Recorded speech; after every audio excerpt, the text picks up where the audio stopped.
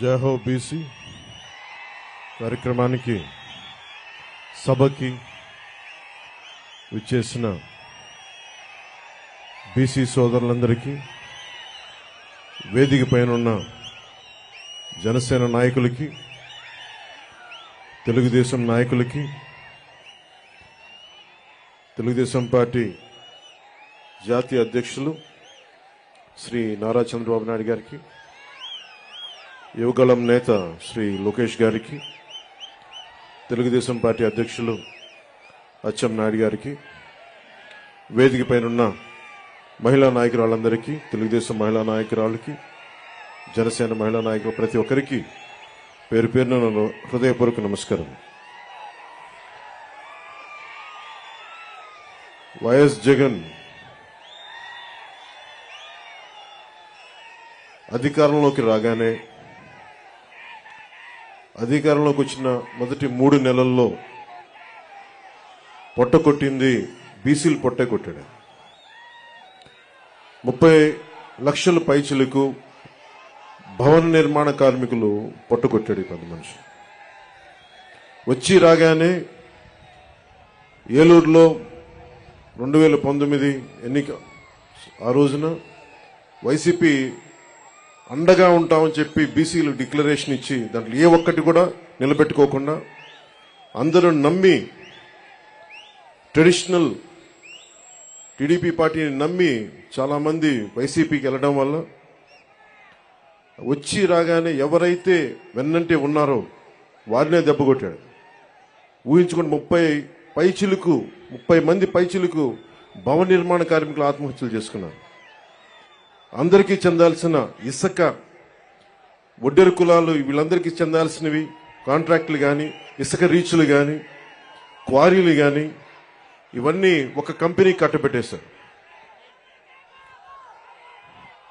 మన వైఎస్ జగన్ చేసిన దాంట్లో ముఖ్యంగా వైసీపీ ప్రతిపక్ష నేతగా ఉన్నప్పుడు బీసీల గర్జన పేరు మీద ఏలూరులో ప్రత్యేకమైన సభ నిర్వహించి చాలా హామీలు ఇచ్చారు. బీసీలకి ఏటా జగన్ చెప్పింది, బీసీలకి ఏటా 15,000 కోట్ల రూపాయల చొప్పున కేటాయిస్తామని చెప్పారు. 5 ఏళ్లలో 75,000 కోట్ల రూపాయలు బీసీల సంక్షేమానికి కేటాయిస్తామని చెప్పాడు. వాస్తవానికి 0. బీసీ కేటగిరీల్లో అన్ని కులాలకి 153 కులాలను గుర్తించమని బీసీ సంఘాలందరూ కోరుకుంటా ఉంటారు. దాన్నే కుదించి 139 కార్పొరేషన్లు పెడతామని చెప్పి దానిని 53 కార్పొరేషన్లు కుదించి 56 కార్పొరేషన్లు కుదించి వాటికి కుర్చీలు కూడా లేని పరిస్థితి. బడ్జెట్ 0. వైఎస్ఆర్ చేయూత పథకం కింద 45 ఏళ్లు నిండిన ప్రతి మహిళకి 75,000 అందిస్తామని చెప్పారు. బీసీ మహిళలకి పథకం అందుతున్న లబ్ధిదారుల్లో చాలా వరకు కోత పడతా ఉంది. శాశ్వత ప్రాతిపాదికన బీసీ కమిషన్ ఏర్పాటు చేస్తామని చెప్పారు. ప్రత్యేక బీసీ కమిషన్ ఊసేలేదు. బడ్జెట్లో 3వ వంతు బీసీలు కేటాయిస్తామని చెప్పారు. అది పూర్తిగా విస్మరించారు. ఇందాక బీసీ డిక్లరేషన్ చూస్తున్నప్పుడు బీసీ ప్రత్యేక రక్షణ చట్టం చూడగానే నాకు ఒకటే గుర్తొచ్చింది. వైసీపీ పాలన వచ్చినప్పటి నుంచి దాదాపు 23 నుంచి 26 వేల మంది బీసీల పైన కేసులు పెట్టారు. 300 మంది బీసీలని చంపేశారు. ఇక అచ్చెన్నాయుడు గారు లాంటి బీసీ నాయకుల మీద ఎలాంటి దాడులు జరిగినాయో, ఇక ఎస్సీల మీద ఎలాంటి దాడులు జరిగినాయో మీ అందరికీ తెలుసు. ముఖ్యంగా ఈరోజు బీసీ సభలో కాబట్టి ప్రత్యేకంగా బీసీ నేను సంఘటనలు చెప్తా ఉన్నాను. ఇందాక సోదరులు లోకేష్ గారు చెప్తున్నట్టుగా గుంటూరు జిల్లాలో జరిగిన సంఘటన, పాపం అమర్నాథ్ గౌడ్ అక్కని ఏడిపిస్తా ఉంటే అడ్డుకున్నందుకు వైసీపీ నాయకులు చెరుకు తోటలోకి తీసుకెళ్లి పెట్రోల్ అంటించి చంపేశారు. చాలా హృదయం కలిచివేస్తుంది. పట్టించుకునేవాళ్ళు లేరు, మాట్లాడేవాళ్ళు లేరు. వైసీపీలో ఉన్న బీసీ నాయకులు కూడా మీరు కూడా ఒకసారి పునరాలోచించుకోవాలి. గుడ్డిగా గనుక వైసీపీ నాయకులు వెనకేసుకొస్తే కులానికి కూడా ద్రోహం చేసిన వాళ్ళు అవుతారు. ఒకసారి ఆలోచించుకోండి. అలాగే 23 నుంచి 26 వేల మంది బీసీ యువత, బీసీ ప్రజల్ని కేసులు పెట్టారు. ఇదివరకు ఎస్సీ పరిరక్షణ చట్టం ఎలా ఉంది, ఎస్సీ ఎస్టీ అట్రాసిటీ యాక్ట్ ఎలా ఉందో, ఈ రోజున వైసీపీ పాలనలో బీసీలకు కూడా ప్రత్యేక రక్షణ చట్టం అవసరమైంది. అది చెప్పగానే మొట్టమొదట బీసీ రక్షణకి చాలా అవసరం అని చెప్పి మనస్ఫూర్తిగా నా మద్దతు తెలిపాను వీటన్నిటికీ. ఈ రోజున జనసేన సంబంధించినంత వరకు బీసీలకి సంబంధించి నేను రామ్ మనోహర్ లోహియా గారి సిద్ధాంతాలకి ఆకర్షితునైన వాడిని. బీసీలకి సాధికారత ఉండాలి, ఇవన్నీ ఆలోచించేవాడిని. బీసీలకి మిగతా కులాలకి ఐక్యత ఉండాలి. కేవలం సంఖ్యాబలం ఉన్న బీసీ కులాలే కాదు, అల్పసంఖ్యాక బలం ఉన్న బీసీ కులాలకు కూడా ఎక్కువ అభివృద్ధి రావాలి.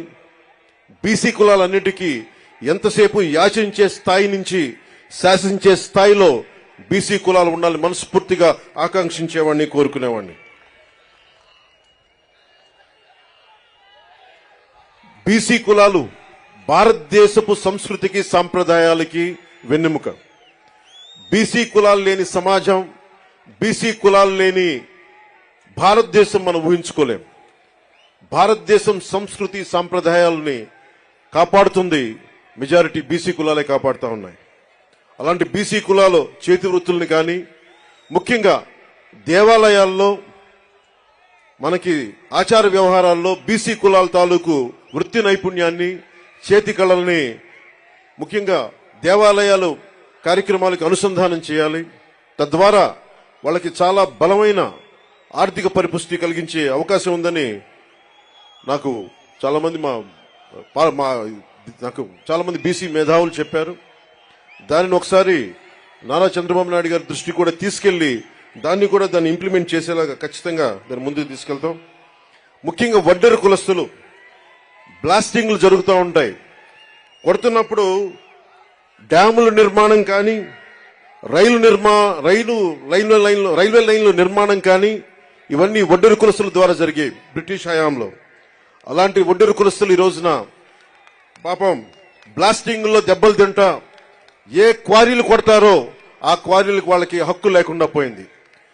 జనసేన తెలుగుదేశం ప్రభుత్వం ఉమ్మడి ప్రభుత్వంలో వడ్డెర్లకి బలమైన ఆర్థిక పరిపుష్టి వచ్చేలా వాళ్ళకి ఖచ్చితంగా వారికి దాంట్లో సింహభాగం ఉండేలా చూడాలని మనస్ఫూర్తిగా కోరుకుంటా ఉన్నాం. అలాగే వడ్డెర్లు కాంట్రాక్ట్ వ్యవస్థల్లో నలిగిపోతా ఉన్నారు. వడ్డెర్లు మనకి ముఖ్యంగా ఈ మైనింగ్ల్లో, క్వారీ మైనింగ్లో చనిపోతే కాంట్రాక్టులు మట్టి ఖర్చులు తప్ప ఇంక దేనికి అండగా నిలబడే పరిస్థితులు లేదు. నేనే స్వయాన కర్నూలులో ఈ పరిస్థితిని చూశాను. అలాగే యువతరం బీసీ యువతలో కుల వృత్తుల మీద ఆధారపడలేని పరిస్థితి ఉంది. ప్రత్యామ్నాయ అవకాశాలు కావాలి. వీటి అన్నిటి మీద చాలా సమూలంగా ఆలోచించాల్సిన అవసరం ఉంది. దాన్ని కూడా మేము పరిగణలోకి తీసుకొని ఈ రోజున బీసీ డిక్లరేషన్లు ఇచ్చినవి కాకుండా మీకు ముఖ్యంగా బీసీ యువతకి, మహిళలకి, పెద్దలందరికీ కూడా మీకు ఆర్థిక పరిపుష్టి వచ్చేలాగా, మీరు సంపదకి యాచించకుండా సంపదని సృష్టించేలాగా అలాంటి పథకాలు ఉండాలి. పథకాల కోసం మేము అహిర్నిశలు తెలుగుదేశం నాయకులతో కలిసి కృషి చేస్తాను మనస్ఫూర్తిగా మీకు తెలుపుకుంటా ఉన్నాం. అలాగే ఇంకొకటి పెద్ద సమాజమైన వాడబలిజ, అగ్నికుల క్షత్రియులు, జాలరి, పల్లెకారులు, పల్లెకాపు, గంగపుత్రులు, ముతురాసులు, ఇవన్నీ ఇత్యాది పల్లెకారుల కులాలన్నీ కూడా ప్రత్యేకమైన దృష్టి సారించాలి. దాదాపు 794 కిలోమీటర్ల తీర ప్రాంతం ఉండి ఈ రోజుకి జట్టీలు లేకుండా ఇబ్బంది పడతా ఉన్నారు. ఇప్పుడు గంగవరం పోర్ట్ లాంటిది నిర్మాణానికి పల్లెకారులు, జాలర్లు, మత్స్యకారులు ప్రాణాలు పోయినాయి. తిరిగి వాళ్ళకి ప్రత్యామ్నాయ అవకాశాలు కల్పించడంలో నిజంగా వెనుకబడి ఉన్నాం. తెలుగుదేశం జనసేన ప్రభుత్వం రాగానే అలాంటి మత్స్యకారులందరికీ అండగా ఉంటాం. అలాగే ప్రతి 30 కిలోమీటర్లకు కూడా జట్టీలు ఉండాలనేదే నా ఉద్దేశం. దాన్ని కూడా చంద్రబాబు నాయుడు గారి దృష్టికి తీసుకెళ్లి ప్రభుత్వం ఏర్పాటు చేయగానే ఎంత తొందరగా ప్రారంభించాలో, ఎంత త్వరగా జట్టీలు ప్రారంభించాలో కూడా దాని వైపు దృష్టి సారిస్తాం. ముఖ్యంగా మత్స్యకారుల పిల్లల్లో బాల కార్మికులు ఎక్కువైపోయారు, స్కూళ్లు సరిగ్గా లేక. అలాంటి చోట్ల ఆశ్రమ పాఠశాలలు ప్రారంభించాలని నేను మనస్ఫూర్తిగా ఆకాంక్షిస్తున్నాను. అలాగే మేము చేసింది, మా నాయకర్ గారు కానీ మేమందరం చేసింది, జగన్ వచ్చి రాగానే బీసీల దగ్గర డబ్బు ఉండకూడదు, బీసీల దగ్గర డబ్బు ఉండకూడదు, పల్లెకారుల దగ్గర డబ్బు ఉండకూడదు, మత్స్యకారుల దగ్గర డబ్బు ఉండకూడదు అని చెప్పి జీవో 217 పట్టుకొస్తే ఆ రోజున మేము నర్సాపూర్లో నేనే స్వయంగా ఆ జీవో 217 2 ముక్కలుగా చించేశాం. ఏదైనా సరే ఒకటే మాట చెప్పి నేను ముగిస్తా ఉన్నాను. మీ అభివృద్ధికి 153 కులాల సముదాయమైన బీసీ కులాలకి జనసేన అండగా ఉంటుంది. మీకు ఆర్థిక పరిపుష్టిని చేకూర్చేలా మీకు అండగా ఉంటాం. మీ మీద దాడులు జరిగితే మా ప్రాణాలు అడ్డేసి మరి మిమ్మల్ని కాపాడుకుంటాం. అలాగే అన్ని కులాలతో కూడా, ముఖ్యంగా మన బీసీ కులాల్లో కూడా ఐక్యత చాలా అవసరం. ఈ రోజున మనల్ని మనం ముందుకు తీసుకెళ్లాల్సిన పరిస్థితి ఉండి 153 కులాలంటే దాదాపు 53% పై శాతం జనాభా, 5 కోట్ల జనాభాలో అత్యధిక శాతం బీసీలే. అత్యధిక శాతం ఉండి ఈ రోజున మన ప్రాణరక్షణకి చట్టాలు కల్పించుకునే పరిస్థితిలో ఉన్నామంటే జగన్ గారి నుంచి అది జగన్ గొప్పతనం కాదు, మన అనైక్యత, మన బీసీ కులాల్లో ఉన్న అనైక్యత.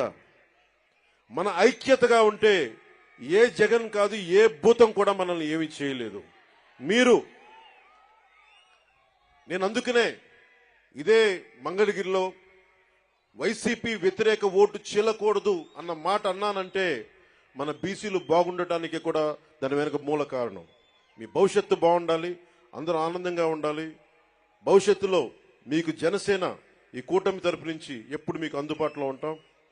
ఎందుకంటే టీడీపీకి ఉన్న మంచి పేరే రామ్ మనోహర్ లోహియా గారి ఆలోచన ధోరణితోటి బీసీలకి అత్యధికంగా పీటు వేసిన పార్టీ. దాన్ని ఎవరు కాదనరు, విస్మరించలేరు. మనస్ఫూర్తిగా వెనకబడ్డ కులాలకి అండగా నిలబడినందుకు రామారావు గారిని ఒక్కసారి స్మరించుకుంటూ, మనస్ఫూర్తిగా మహానుభావుడు, నిజంగా అధికారం రాని కులాలకి అధికారాన్ని కల్పించిన వ్యక్తి. రామ్ మనోహర్ లోహియా గారి స్ఫూర్తిని 80s లో ఆయన ముందుకు తీసుకెళ్లారు. అలాగే